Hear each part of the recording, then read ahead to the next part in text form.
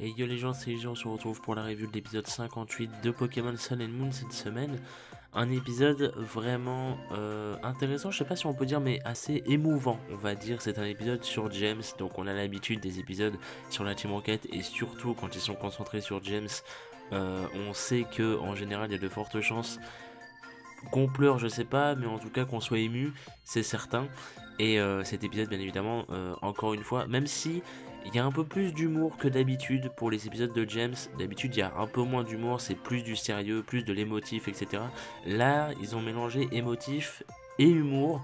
Mais bon, ça passe bien, et puis en même temps, vu que c'était un peu le but, enfin vous allez voir que la tournure s'y prête, donc c'est pas spécialement gênant, mais bon voilà, il y a quand même son lot d'émotions dans l'épisode, et c'est une très bonne chose, donc voilà, donc le synopsis un petit peu de l'épisode, c'est que Jessie en fait au début fait du shopping, et donc bien évidemment Meowth et James l'accompagnent hein, pour porter les sacs, tout ça et tout, on connaît Jessie, et le truc c'est que Idoide, donc le Vorastéry ou Prédastéry, je crois que c'est Prédastéry, la petite forme, et la forme évoluée c'est Vorastéry si je me trompe pas.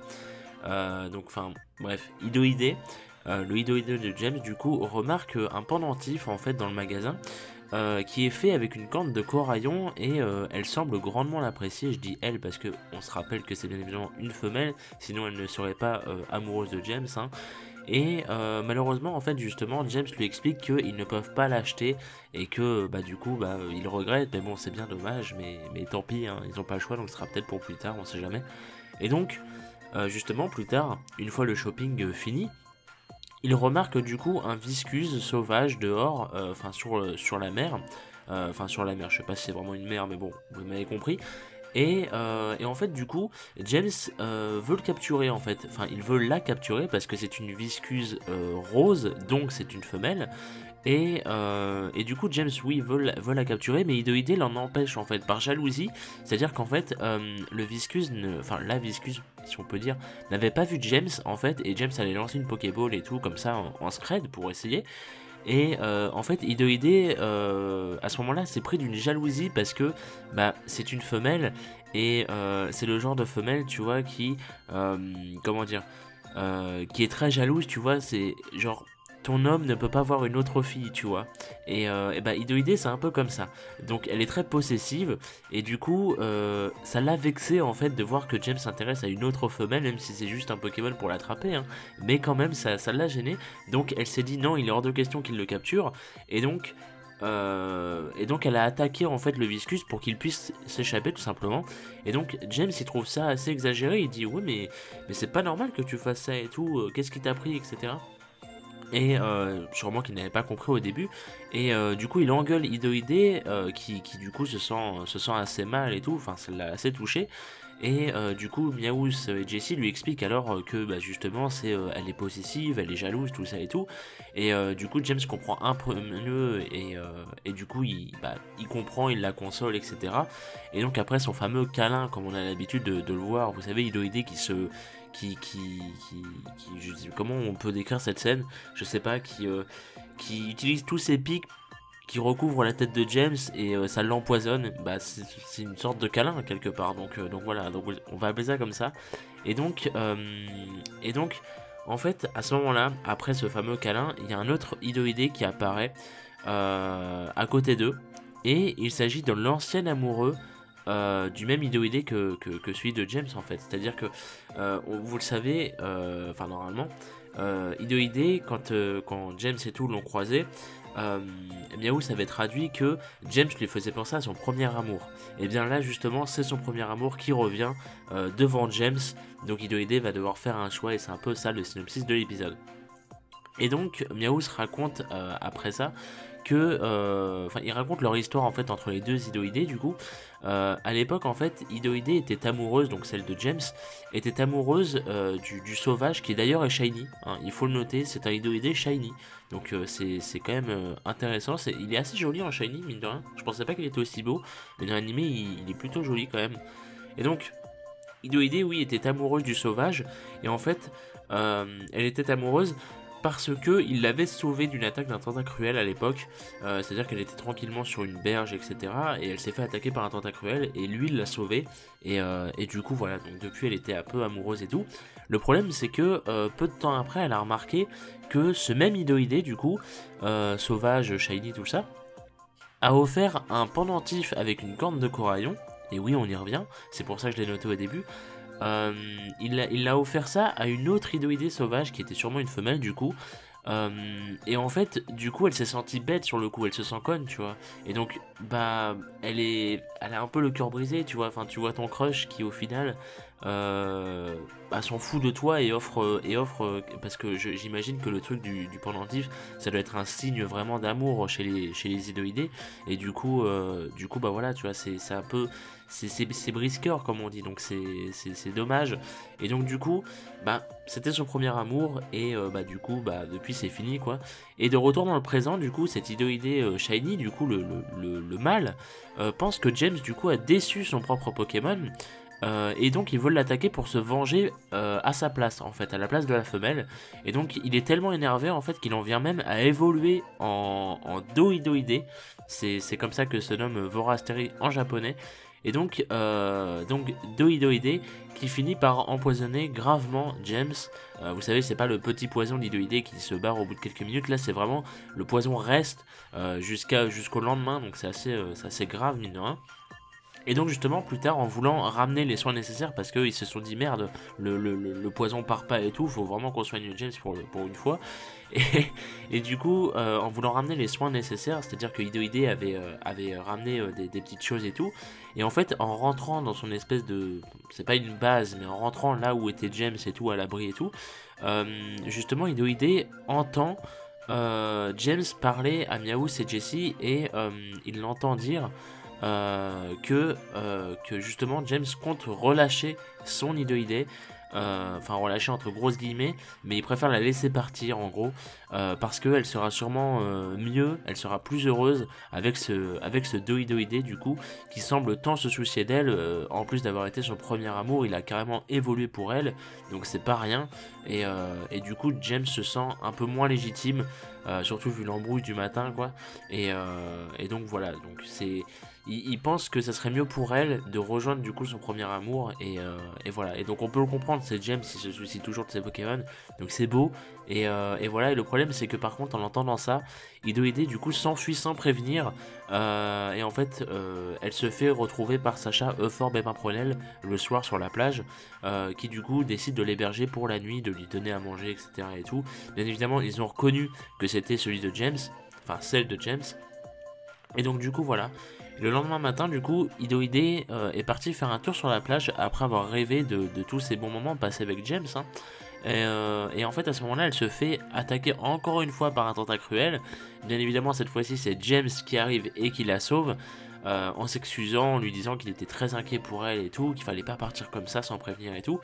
Et à ce moment-là, arrive le fameux Doidoïdé.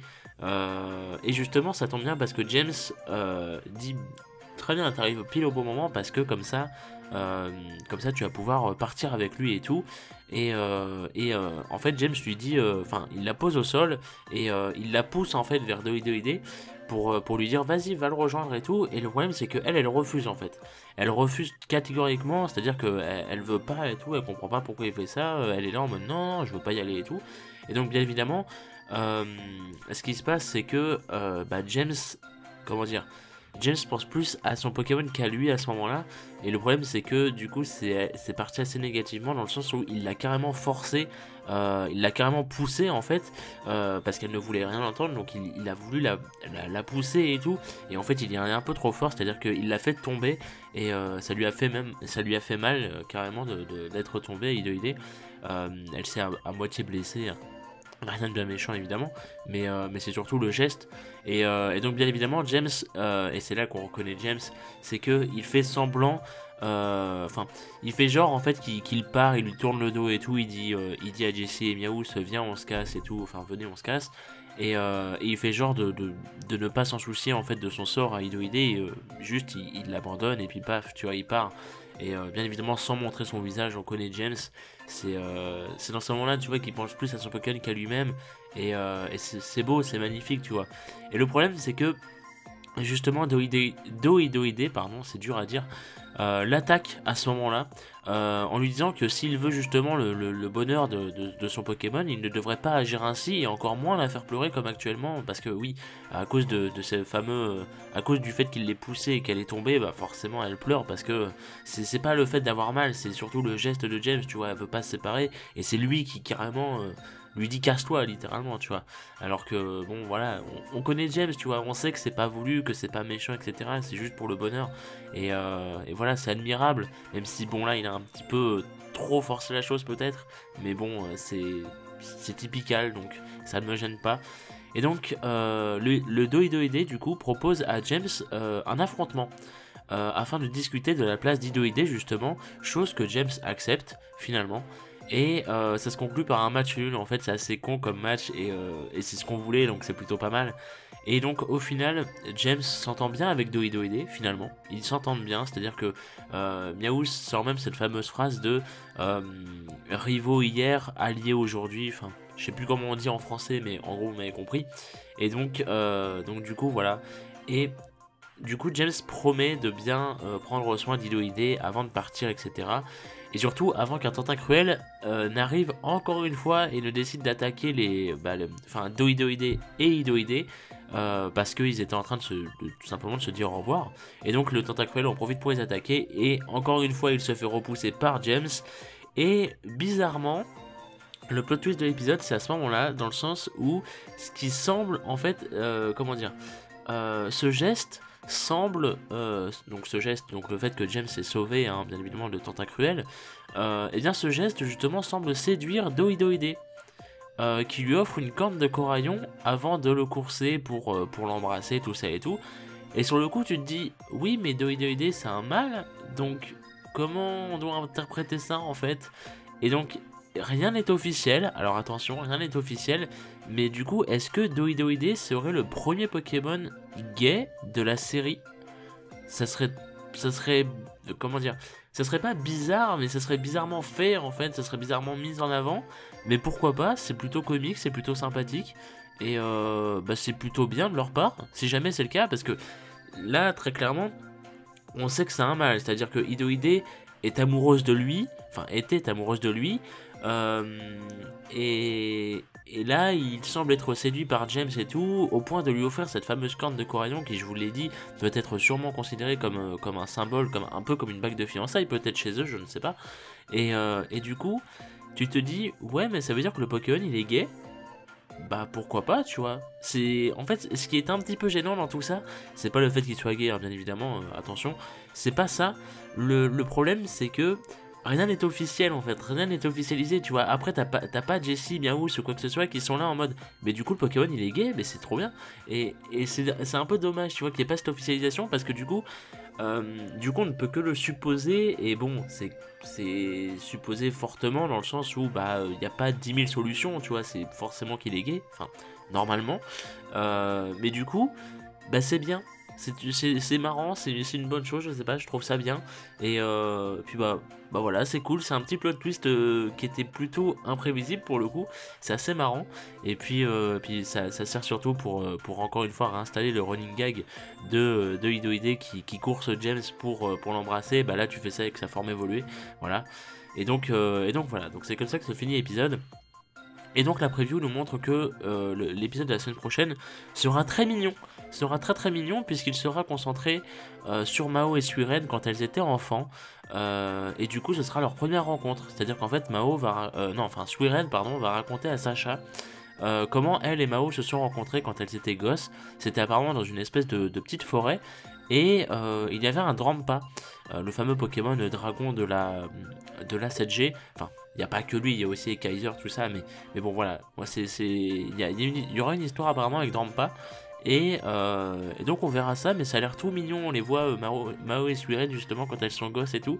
Ça a l'air tout mignon, ça a l'air d'être un petit épisode sans prise de tête, qui va juste faire plaisir. Et puis voilà, pourquoi pas, j'ai envie de vous dire. Sachant que, normalement, alors pour ceux qui ne lisent pas les spoilers, je ne vous spoil pas, mais normalement, ça doit être les derniers épisodes filler qu'on aura avant un bon moment.